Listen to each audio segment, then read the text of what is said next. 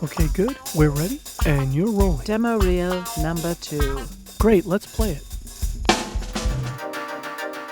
When I worked with Albert at Verizon, what I found really valuable was his ability to tell a great story. You know, video is an increasingly important part of social media and companies' portfolios, but it's not just a corporate video. It's not just telling your company's story. It's really eliciting emotions by finding customers or finding great ways to tell that story that will resonate, particularly on social media. So you couple Albert's expertise in video, his knowledge of all the social media platforms as an early pioneer, and also he was a television producer, so he knows how to script write, he knows how to edit, he knows how to package that story, and he knows how to do it in a really meaningful way.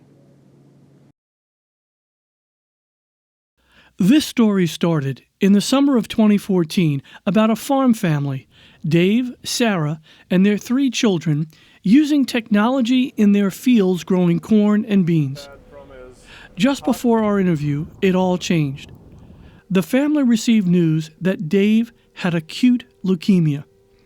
It then became a story about faith, community, and determination.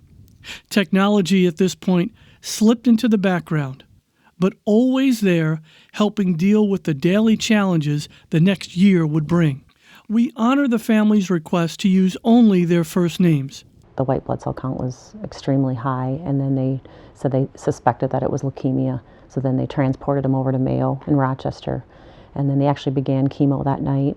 My diagnosis came right a week or 2 before harvest, and all of a sudden, when all your livelihood is supposed to happen the next month or 2, and all of a sudden you're cut out of it, it gets to be kind of difficult. You know, you get that initial news and it's shocking, and they shared that we would be living in Rochester 6 to 8 months, that he would need to remain in Rochester.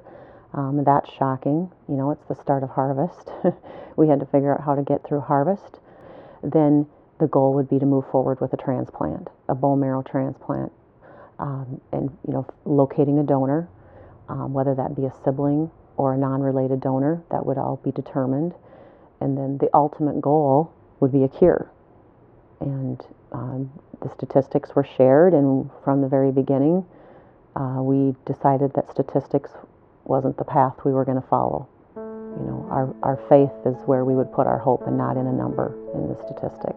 You know, the things that you don't really get a chance to learn or an opportunity to learn until you're placed at the foot of the cross, you know, in a situation where you're clinging. You know, you don't know what the next day is going to bring. None of us do, but that's a deep reality that we had never experienced before. This new landscape required more communications and coordination. Sarah used the website Caring Bridge to provide updates of Dave's condition and their faith journey. And then what happened is people started sharing their story. So we started receiving texts back, emails back, because we were opening up, you know, our lives to people we didn't know, because many people were following the story and we had no way of knowing unless they put a comment out there. In 2014, from his hospital bed at Mayo Clinic, Dave watched his son harvest the field in real time by using precision planting software on his iPad. The first month or so, during most of the harvest, I was in Rochester, so my contact with the farm, for the most part, was phone calls through our cell phones and the iPad. I was always in contact with what the combine was doing or whatever. I could always know his speed, his the yield, the moisture of the grain, and everything else.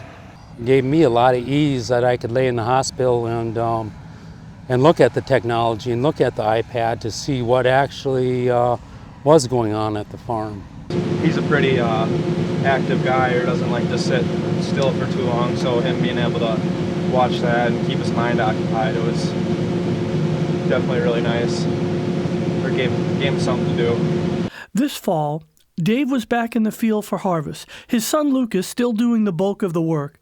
But Dave had an abundance of gratitude for his faith and the community of supporters. Found out how important communication, faith, and the community were. Sarah stays on top of the details, a mobile device always within reach. Sarah checks blood work on the Mayo Clinic mobile app.